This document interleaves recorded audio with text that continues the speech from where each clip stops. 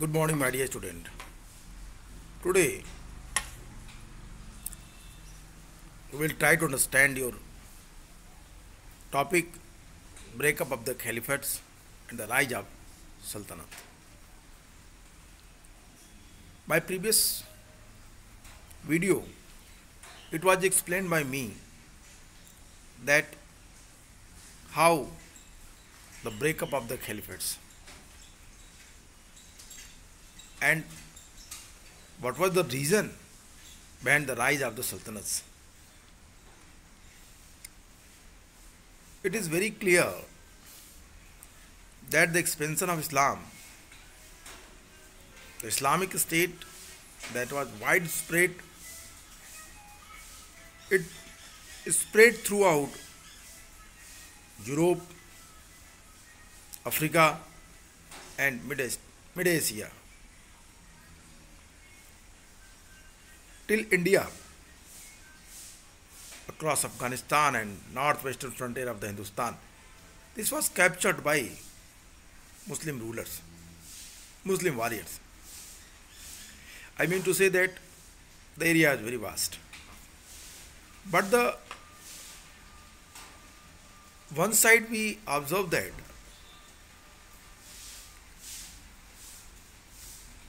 the Islamic area that was stretching, and other side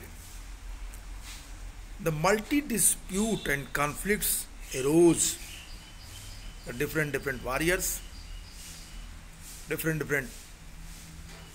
ethnic groups, on the behalf of their conflicts and dispute, on the behalf of unsatisfactions, they become rebellion against caliphates, and they try to establish their own empire, their own state. Even they believe in Islam, even they agree that Prophet Muhammad is messenger of God, even Quran was their prominent religious text, but they felt that there is no need of caliphates. That's why I taught you in the previous class that what happened in Abbasid regime. Abbasid regime gradually it became weak. Abbasid state became weaker from 9th century because Baghdad's control over the distant provinces declined, because conflict between pro-Arab and pro-Iranian factions in the army and the bureaucracy in 810. A civil war broke out between the supporters of Amin and Mamun, sons of the Caliph Harun al-Rashid, which depended the Muslim sons of the Khalifa, which depended on the functionalism of the created a new power bloc, the Turkish slave officers Mamluk. Shia once again competed with Sunni orthodoxy of power. A number of minor dynasties arose.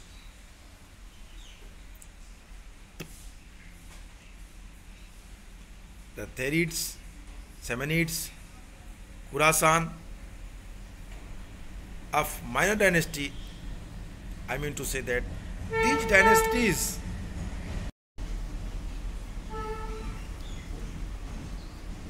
Harun al-Rashid, which depended the functions since created a new power bloc, Turkish slave officers Mamluk. Shia once again competed with the Sunni orthodoxy for power. A number of minor dynasties arose, such as the Thairis, Samanis in Khurasan and Transoxiana, and the Tulunids in Egypt and Syria. Abbasid power was soon limited. Central Iraq and western Iran, the two was lost in 945 when the Buyuts, a city's clan from the Caspian region of Iran, Dalaim or Delam, captured Iranian and Shansa, king of king, and Iranian title Shansa, king of king, but not the Khalifa. They kept the Abbasid Khalifa as a symbolic head of their Sunni subject. This point is also discussed by me in your last class. मैंने आपसे last class में इस बात का जिक्र किया था. मैंने कहा था कि जो अब्बासी राज्य है वो जो 9वीं सदी तक आते आते 9th सेंचुरी तक आते आते कमज़ोर हो गया, क्योंकि दूर के प्रांतों पर बगदाद का नियंत्रण कम हो गया था. और इसका एक कारण यह भी था कि सेना और नौकरशाही में अरब समर्थक और ईरान समर्थक गुटों आपस में झगड़ा हो गया. सन 810 में खलीफा हारून अल रशीद के पुत्र अमीन और मामून के समर्थकों के बीच सिविल वार शुरू हो गया, जिससे गुटबंदी और गहरी हो गई और तुर्की गुलाम अधिकारियों मामलूक के कन्या शक्ति गुट बन गया. सियाओं ने एक बार फिर सुन्नी रूढ़वादिता के साथ सत्ता के लिए प्रतियोगिता की. बहुत से नए छोटे छोटे राजवंश उत्पन्न हो गए. खुरासान, ट्रांसक्सियाना, खुरासान में ताहिरी और ट्रांसक्सियाना में समानी वंश तथा मिस्र तथा सीरिया में तुलुनी वंश की स्थापना हो गई. तो 3 वंश यहाँ दिख रहे हैं, ताहिरी, समानी और तुलुनी, अलग अलग जगहों पे. खुरासान, ट्रांसक्सियाना और इजिप्ट, छोटे छोटे सल्तनत का स्थापना होने लगी. तुरान का मतलब क्या है? आक्सस के पार वाले इलाके. ठीक है. अब्बासियों की सत्ता जल्दी ही मध्य इराक और पश्चिमी ईरान तक सीमित रह गई. 945 तक आते आते अब्बासियों की पूरी सत्ता छिन्न भिन्न हो गई और अब छोटे छोटे राजवंशों ने शासन अपने हाथ में ले लिया था. जब ईरान के कैस्पियन क्षेत्र डेलाम के बुहाई नामक सिया वंश के बगदाद पर, जो कैस्पियन क्षेत्र के रहने वाले बुहाई नामक सिया वंश के राजा थे, कैस्पियन इट मीन्स डेलाम का क्षेत्र, डेलाम के क्षेत्र, तो इन लोगों ने बगदाद पर अधिकार कर लिया, शहंशाह की उपाधि धारण की. ध्यान रखिएगा, यहाँ पे उन्होंने खलीफा की उपाधि धारण नहीं की, उन्होंने शहंशाह की उपाधि धारण की. उन्होंने अब्बासी खलीफा को अपने सुन्नी प्रजाजनों के सिंबॉलिक रूप में मान्यता दे दी, उन्हें बचाए रखा. ये उनकी एक चाल थी. बुहाई king was very clever because the Buhai was Shia. He was aware of that the one competitors who also belong to Shia. They tried to prove that we are the successor of the Fatimi, the daughter of Prophet Muhammad. He also aware of their ambition. So that's why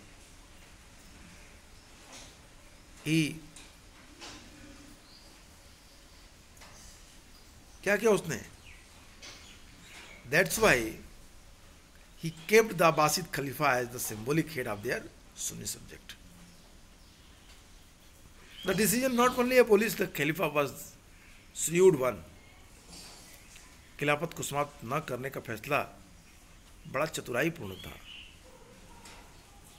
It was very shrewd step which was taken by Khalifa. This is not only abolish the Khalifa was the shrewd one, because another city's dynasty, the Fatimids, as I told you, the Fatimids had ambition to become an actual ruler. Fatimid to rule the Islamic world. The Fatimids belong to the Ismaili subsect of Shias and claim to be descended from the Prophet's daughter Fatima, and hence also sole rightful ruler of Islam from their base in North Africa. They conquered Egypt in 969 and established the Fatimid Caliphates. The old capital Egypt, first it was replaced by Fustat, the Egypt, Fustat was replaced by new city Cairo, Cairo, founded on the day the rise of planet Mars, Merikh, also called Al-Qaeda. The two rival dynasties patronized cities, administrators, and poets and scholars. Between 950 and 1200, Islamic society was held together not by a single political order or a single language or culture, Arabic, but by common economic and cultural patterns. Unity in the face of political division was maintained by separation between the state and society. The development of Persian as a language of Islamic high culture and the maturity of the dialogue between the intellectual traditions, scholars, artists, and merchants moved freely within the central Islamic land and assured the circulations of ideas and the manners. Some of these also percolated down to the level of village due to the conversion of the Muslims periods, increased enormously the identity of Islam as a religion and a culture system separate from other religions became much sharper, which made the conversion of possible and meaningful. My dear, खिलाफत को समाप्त न करने का फैसला बुहाई शासकों का एक चतुराईपूर्ण फैसला था, क्योंकि अन्य शासक जो सिया राजवंश के थे, फातिमी, उनकी महत्वाकांक्षा थी कि वो इस्लामी जगत पर कंप्लीट शासन करे। फातिमी का संबंध सिया के एक सबसेक्ट इस्माइली से था। उनका दावा था कि वे पैगंबर की बेटी फातिमी के वंशज हैं और इसलिए वो इस्लाम के एकमात्र न्याय संगत शासक हैं। उत्तरी अफ्रीका में अपने अड्डे से उन्होंने 969 में मिस्र को जीता और फातिमी खिलाफत की स्थापना की। मिस्र की पुरानी राजधानी फुस्तात की बजाय एक नए शहर काहिरा को राजधानी बनाया, जिसकी स्थापना मंगल ग्रह मिरिक के नाम पे अल काहिरा रखा गया। अब काहिरा या जो फातिमीद राजवंश की नई राजधानी बनी के अस्तित्व में आ जाने के बाद प्रतिस्पर्धी राजवंशों ने सिया राजवंश ने विद्वानों को, पोएट को पैट्रोनाइज किया अपने कोर्ट में। 950 से 1200 के बीच इस्लामिक साम्राज्य किसी एकल राजनीतिक व्यवस्था अथवा किसी एक संस्कृति की एकल भाषी से नहीं, मतलब इट मीन्स कि 950 से 1200 के बीच इस्लामी समाज किसी एक राजनीतिक व्यवस्था अथवा किसी एक संस्कृति की एक भाषा से कंट्रोल नहीं होता था, बल्कि सामान्यतः इकोनॉमिक एंड कल्चरल जो उसमें डाइवर्सिटीज़ थी, सांस्कृतिक प्रतिरूपता से एकजुट बना रहा। राजनीतिक विभाजनों के बावजूद एकता कायम रखने के लिए राज्य और समाज को अलग करके देखा गया और इस्लामी उच्च संस्कृति की भाषा के रूप में फारसी का विकास किया गया। इस एकता के निर्माण में बौद्धिक परंपराओं के बीच संवाद की परिपक्वता की भी भूमिका थी। विद्वान, कलाकार और व्यापारी इस्लामी दुनिया के भीतर मुक्त रूप से घूमते फिरते और आते जाते थे, विचार तथा तौर तरीकों के प्रचार प्रसार सुनिश्चित करते थे। इनमें से कुछ धर्मांतरण के कारण गांव के स्तर तक नीचे पहुंच गए थे। मुसलमानों की जनसंख्या जो उमैयाद काल में प्रारंभिक अब्बासी काल के 10% थी, आगे चलकर इनकी संख्या काफ़ी अधिक हो गई। इस्लाम की पहचान अब अधिक स्पष्ट हो चुकी थी। धर्मांतरण को और ज़्यादा मीनिंगफुल बनाया गया।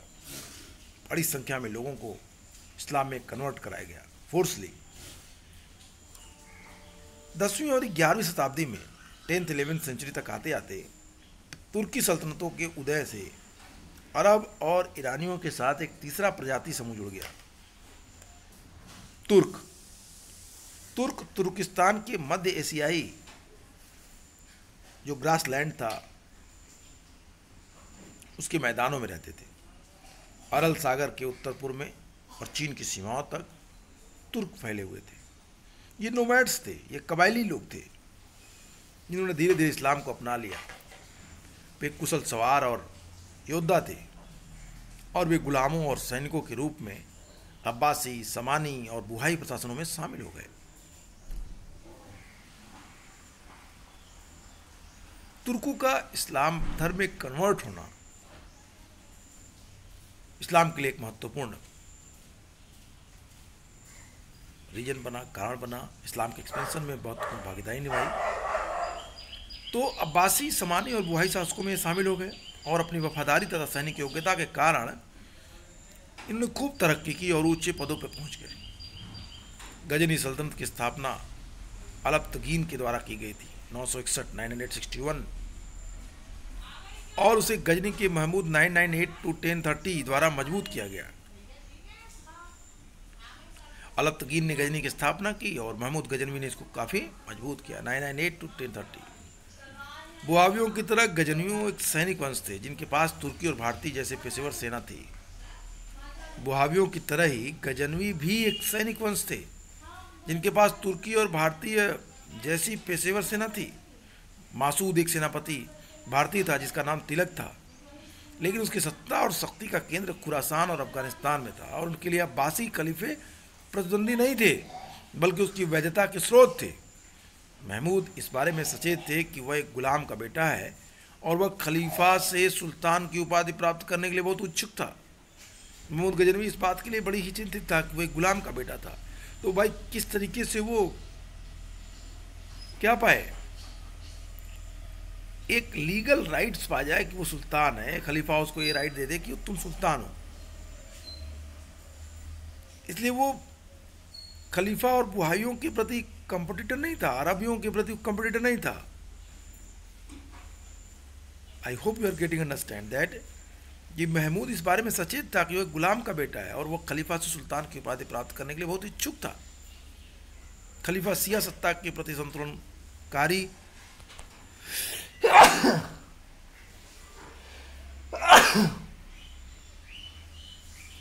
Extremely sorry.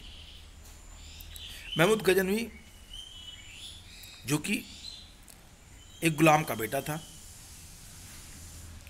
तो वो इस बात के प्रति ज्यादा उत्सुक था कि उसे खलीफा के द्वारा सुल्तान की उपाधि मिल जाए। वो अब्बासी खलीफे का प्रतिद्वंदी नहीं था बल्कि उनके सपोर्टर ग्रुप में वो शामिल था। सल्जुक तुर्क समानियों और कारखानियों की सेनाओं में सैनिकों के रूप में तुरान में दाखिल हो गए। उन्होंने बाद में अपने आप को दो भाई तुगरिल और छागरी बेग के नेतृत्व में एक शक्तिशाली समूह के रूप में स्थापित कर लिया। ध्यान रखिएगा, सल्जुक तुर्क की बात कर रहे हैं। आइए पहले इसको कंप्लीट कर लेते हैं। A third ethnic group was added to the Arab Iranian with the rise of the Turkish सल्तनत in the 10th and 11th centuries. The Turk were nomadic tribes from Central Asia, steppes grassland of the Turkestan, northeast of the Aral Sea of the borders of China, who gradually converted of Islam. They were skilled riders and warriors and entered the Abbasid, Samanis and Bayads administration as a slave and soldiers. Abbasi, Samani और बुहाई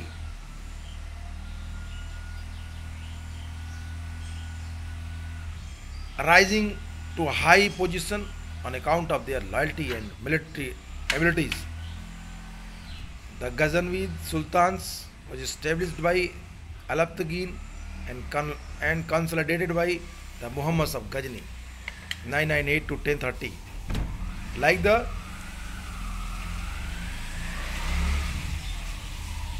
Buhai, Bayids and Ghaznavis were military dynasty with a professional army to Turk and Indians. One general of Mahmud was the Indian named Tilak, but he was assassinated by the Muslims after some time. But their center of power was Khurasan and Afghanistan, and for them The Abbasid Khalifa were not rivals but a source of legitimacy. कहता है कि अब्बासी खलीफाओं का वो प्रतिद्वंदी नहीं था, बल्कि अब्बासी खलीफाओं से उसकी वैधता का स्रोत था, लेजिमेसी का स्रोत। ओके, आगे कहता है Mahmud was conscious to being a son of slave and was especially eager to receive the title of Sultan from the Khalifa. The Khalifa was willing to support the Sunni Ghaznavis as a counterweight to city power. The Seljuk Turk entered the Turans and soldiers in the armies. The Seljuk Turks entered Turan and soldiers in the armies of the Samanids and Karkhanids, non-Muslim Turk from further east. They later established themselves as a powerful group under the leadership of two brothers, Tughril and Chagri Beg. Taking advantage of the chaos following of the death of Mahmud of Ghazni, the Seljuk conquered Khurasan in 1037 and made the Nishapur their first capital. The Seljuk next turned the attention to western Persia and Iraq, ruled by the Wahhabis. In 1055, restored Baghdad to Sunni rulers. The Khalifa al-Qaim conferred on Tughril Beg the title of Sultan in the move that marked the separation of religious and political authority. The two Seljuk brothers ruled together in accordance with the tribal notion of rule by the family as a whole. Tughril was succeeded by his nephew Alp Arslan. During Alp Arslan's reign, the Seljuk Empire expanded to Anatolia, modern Turkey. From the 11th of the 13th century, there was a series of conflicts between European Christians and Arab states. From 11th to 13th century, there was a series of conflicts between European and Christians and the Arab states. This is discussed below. And the start of the 13th century, the Muslim world found itself on the way in the wars of great disaster. This was the threat from the Mongol, last but once the deceived to all nomadic assault on the settled civilization.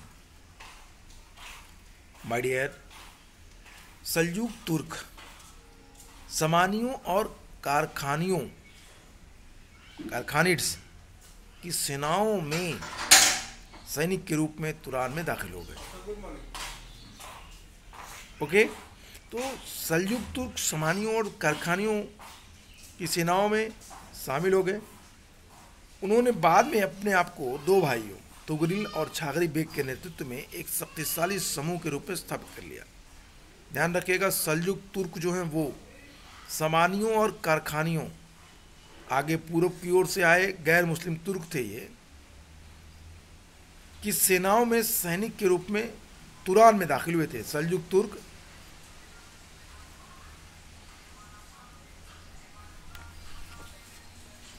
ये गैर मुस्लिम थे जो पूर्व की ओर से आए थे। ये तुरान में सैनिकों के रूप में उनके साथ आए, शामिल हुए उनकी सैनिक सेना में। उन्होंने बाद में अपने आप को दो भाई तुगरिल और छागरी बेग के नेतृत्व में शक्तिशाली समूह के रूप में स्थापित कर लिया।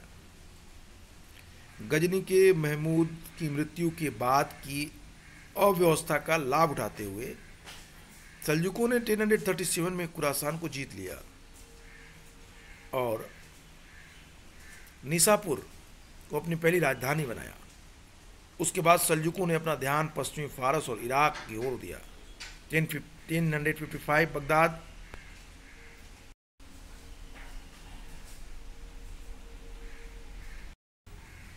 गजनी के महमूद की मृत्यु के बाद अव्यवस्था का लाभ उठाते हुए सल्जुकों ने 1037 में खुरासान को जीत लिया और निसापुर को अपनी पहली राजधानी बनाया।